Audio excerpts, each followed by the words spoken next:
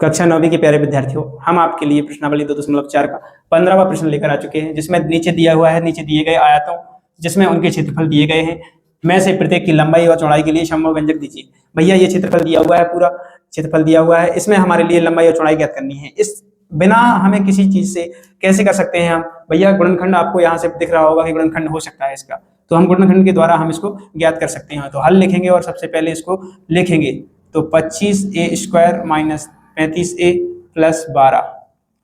अब गुणनखंड में क्या होता है भैया, पहला जो पद है और लास्ट का जो पद है, ये और ये, इसका और इसका जब गुणा जो किया जाएगा, वो इन दोनों का जब जो हम ऐसा गुणनखंड करें 35 का कि जोड़ेंगे या घटाएंगे तो हमारा 35a आना चाहिए, और जब उन दोनों पदों का हम गुणा करेंगे तो इसका और इसका गुणनखंड के बराबर, गुणा के बराबर आना चाहिए। ठीक है, तो हमारे लिए क्या करना होगा, पहला पद है हम जैसा का तैसा लिख देते हैं, 25a², इसको जैसा है वैसा ही लिख देंगे। और इसमें क्या करेंगे, यहां से देखो 20a माइनस 15a, क्या हम इसको ऐसा लिख सकते हैं 20a माइनस 15a? कैसे? 20a और माइनस 15a, माइनस माइनस क्या हो जाता है प्लस, तो प्लस होगा तो 20 और 15 जोड़ेंगे तो कितना हो जाएगा 35a।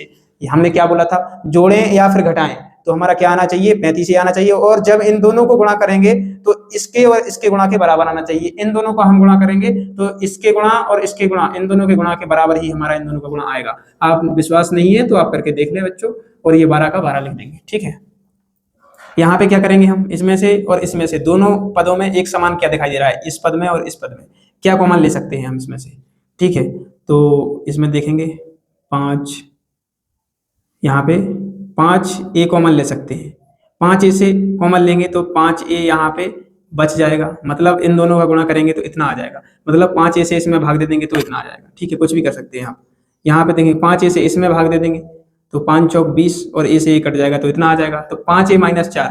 अब यहाँ पे इन दोनों पदों में रह गया है, इसके पद में भी अंदर कोष्टक में 5a माइनस 4 बनना चाहिए। ठीक है, तो हम यहाँ पे क्या कॉमन लेंगे, माइनस का है तो माइनस का ले लेंगे, और यहाँ पे पीछे 4 कब बनेगा, जब 3 यहाँ से कॉमन लिए जाएंगे। ठीक है, तो जब 3 यहाँ से कॉमन लेंगे तो यहाँ से 5 बार देखो 3 से भाग देंगे 15 में, तो 5 15 और ये का a। ठीक है, और जब यहाँ पे माइनस है और यहाँ से जब प्लस का है तो यहाँ से माइनस कॉमन आएगा तो ये माइनस का हो जाता है, या फिर इससे -3 से भाग देंगे हम इसमें तो माइनस का 4 बचेगा। ठीक है बच्चों, कुछ भी कर सकते हैं। अब ये दोनों पद एक समान हो जाएंगे और ये पद अलग है, तो इनमें से एक पद ले लेंगे 5a माइनस 3 और एक पद ले लेंगे 5a माइनस 4। हम यहाँ पे लिख सकते हैं, इसलिए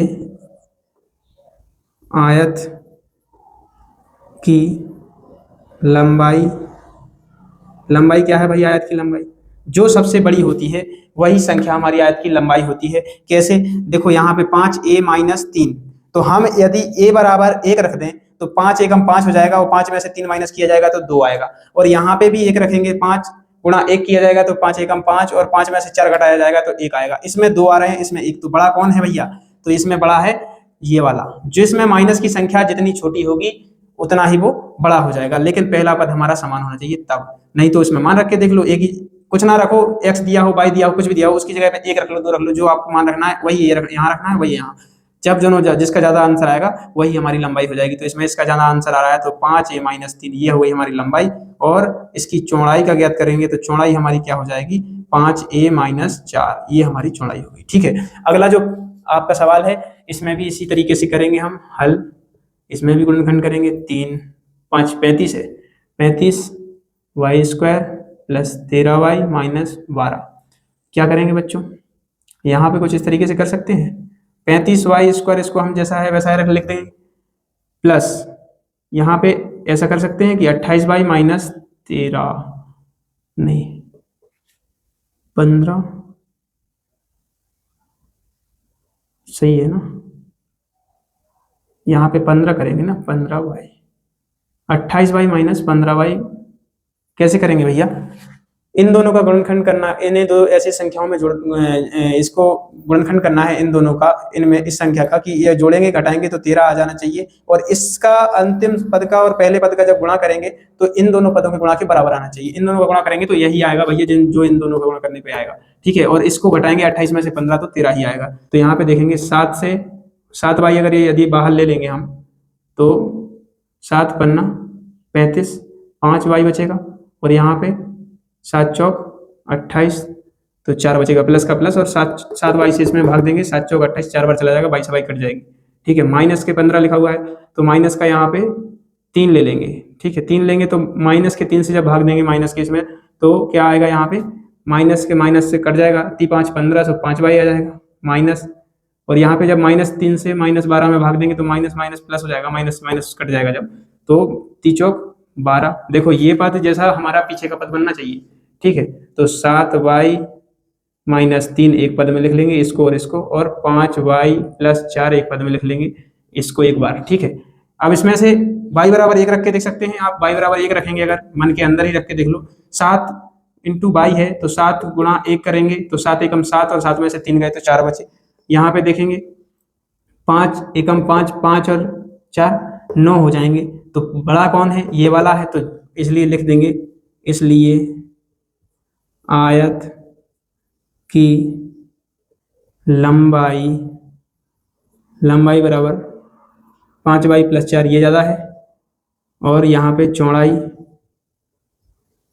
क्या है 7y - 3, ये हमारा उत्तर निकल के आ गया है। आपका जो अगला सवाल है 16वां, उसको देखिए हम बड़े प्यार से हल करेंगे, और जो आपको इस सवाल में समझ में नहीं आ रहा है आप कमेंट में बताएं, हम सवाल दोबारा करवाएंगे। ठीक है, धन्यवाद। का 16वां प्रश्न आ चुका है, इसमें लिखा हुआ है घनाभों जिनके आयतन नीचे दिए गए हैं कि विमाओं के लिए संभव व्यंजक क्या है। तो प्यारे बच्चों, आपके लिए जो 15वां क्वेश्चन हमने समझाया था उसी तरीके से 16वें इस क्वेश्चन को हल करना है, इसका गुणनखंड करना है हमारे लिए। ठीक है, तो यहाँ पे आयतन दिया हुआ है, यहाँ पे लिखेंगे 3x² - 12x, इन दोनों में कॉमन क्या आ रहा है आपको यहाँ से देखने से ही पता चलेगा कि 3x हम इसको बाहर ले लेंगे तो x इसमें से बचेगा, माइनस 3x से इसमें भाग देंगे तो 4 बचेगा। ठीक है, यहाँ पर ये सभी क्या है, इनटू में दिए हुए हैं, 3 इनटू का मतलब है गुणा। ठीक है, और यहाँ पे x - 4 ऐसे दिए हुए हैं, तो हम यहाँ पे लिख देंगे अतः घनाभ का विमाओं के लिए क्या 3x तथा ये 3x तथा x - 4 क्या लिखेंगे, x - 4 व्यंजक संभव है। ठीक है, ये व्यंजक संभव है। इसमें इसी तरीके से जो पहला निकाला है इसी तरीके से हम दूसरा भी इसमें निकालेंगे, इसको लिखेंगे 12k² + 8k y -20k। ठीक है, इसमें से देखो k इसमें है, k इसमें है, k इसमें है, सभी में से कॉमन क्या आ रहा है, k, तो इसमें से और कुछ कॉमन आ रहा है, यहाँ पे 4 भी आ रहा है, तो 4k कॉमन आ रहा है, 4k इसमें से निकाल लेंगे, 4k से भाग देंगे, इसमें 3y² बचेगा, प्लस 4k इसमें से कॉमन लिया, 4k से भाग देंगे, 4 दूनी 8, तो 2y बचेगा, और माइनस 4k से k कट जाएगा, 4 5 20 हो जाएगा। ठीक है, ये 4k हम बाहर ले लेंगे, इसमें देखेंगे इसका गुणनखंड करेंगे। अब देखो इसका और इसका गुणा करने पर जो आएगा वहीं इस पे गुणनखंड आना चाहिए, और इसको जोड़ेंगे घटाएंगे तो 2 आना चाहिए, तो यहाँ पे क्या करेंगे 3y² प्लस, और यहाँ पे क्या होना चाहिए भैया, 5 × 3 = 15 हो रहा है, तो 5y - 3y, और यहाँ पे -5, ऐसा कर सकते हैं ना। ये कोष्टक यहाँ पे ना लगा के नीचे अगली लाइन से लगाएंगे हम, ऐसा लगा सकते हैं, अब लगाना पड़ेगा इसको। ठीक है, कैसे करेंगे, इसमें से 3y में से और 5y में से क्या कॉमन आ रहा है भैया, y कॉमन आ रहा है, यहाँ पे क्या बचेगा 3y प्लस का 5, इसमें 3y बचा ये वाला, और प्लस ये, और 5y में से y बाहर आ गया तो 5 यहाँ पे बचा। अब यहाँ पे क्या करेंगे, माइनस 1 कॉमन लेंगे तो यहाँ पे क्या बचेगा 3y + 5, माइनस का जब बाहर कॉमन ले लेते हैं तो अंदर प्लस बन जाता है। ठीक है, इसको इस तरीके से करेंगे तो 4k, और यहाँ पे इन दोनों को एक बार लिख लेंगे, और ये बाहर वाला एक बार लिख लेंगे, तो यहाँ पे क्या बचा 3y + 5, और एक बार y - 1 ये बचा। तो हम इस 3 पद बन के आ रहे हैं, तो यहाँ पे लिखेंगे अतः घनाभ का विमाओं के लिए क्या है 4k, 3y + 5 तथा y - 1 व्यंजक संभव है। तो प्यारे बच्चों, इस तरीके से हम 16वां सवाल को समाप्त किया है और आगे आपकी आने वाली प्रश्नावली तो खत्म हो चुकी हैं। अब बस अगला अध्याय आपका जो 3 है वो निर्देशांक, ज्यामितीय निर्देशांक के नाम से दिया हुआ है, उसको आगे हम बहुत जल्द हल करेंगे। आपको जो भी समझ में नहीं आ रहा है आप हमें कमेंट बॉक्स में बताएं, लाइक करें, शेयर करें, चैनल को सब्सक्राइब करके रखें ताकि वीडियो सबसे पहले आपके पास पहुंचे, और जो समझ में ना आए वो जल्द जरूर बताएं, ठीक है। और आप प्रत्येक वीडियो को स्किप करके ना देखें, अगर स्किप करके देखोगे तो कुछ समझ में नहीं आएगा आपको।